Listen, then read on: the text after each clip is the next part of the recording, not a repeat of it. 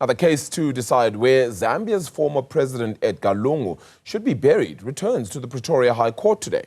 While the Zambian government wants to grant him a state funeral back home, his family insists on holding a private service here in South Africa without any official involvement. Efforts to resolve the matter out of court have failed. Ziniko Mhlaba is following the story and joins us live now from the capital. Ziniko, won't you just take us back a little bit as well and remind us why it is that the family wants this private ceremony and not an official one or even an official from Zambia in the country on this one? Arabile, at the center of this impasse between the Zambian president, the Zambian government, and the former Zambian president are political tensions between the current president, Mhlaba, and the late president, Edgar Lungu, back at home when it comes to contesting for power. You will remember, Edgar Lungu was the president and was ousted after democratic elections in 2021, and Mhlaba then took over as the president of the country.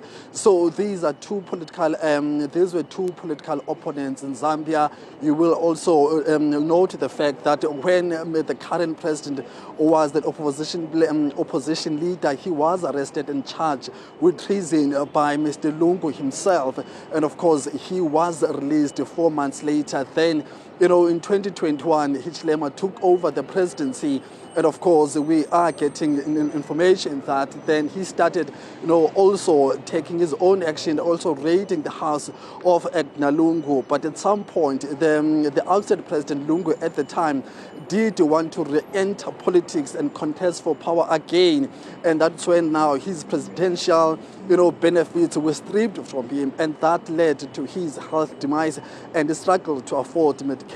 But also he had problems with his own health. That is why then he fled to South Africa to get medical attention, and unfortunately he lost his life in June here in South Africa. So that started a very complicated, conversation between the Zambian presidency and the Zambian government over whether Mr. Lungu should be buried in Zambia or here in South Africa. So according to the family, Mr. Lungu had said that he does not want any government, especially the president, the current president Mhlaba, to preside over his funeral once he dies. And that's where now the Zambian government has been taking an issue with that, saying that, they have authority, they have a right, to decide where and how a former president of Zambia should be buried, and they believe that he cannot be buried on a foreign land.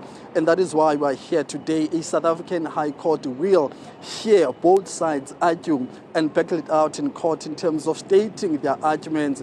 So that's why we are here today. It will be up to this court in South Africa to really give an order in terms of what is it that must be done. You'll remember at some point, Arabile, that there was a day early in 2 weeks after his death when the former president had to be repatriated back to Zambia after an agreement was reached. However, a family made a U-turn on that decision and he could not be repatriated back to Zambia. Also, on the 25th of June 2025, a funeral was set up and it had already started with proceedings. However, the Zambian government then approached the very same court to interdict that funeral.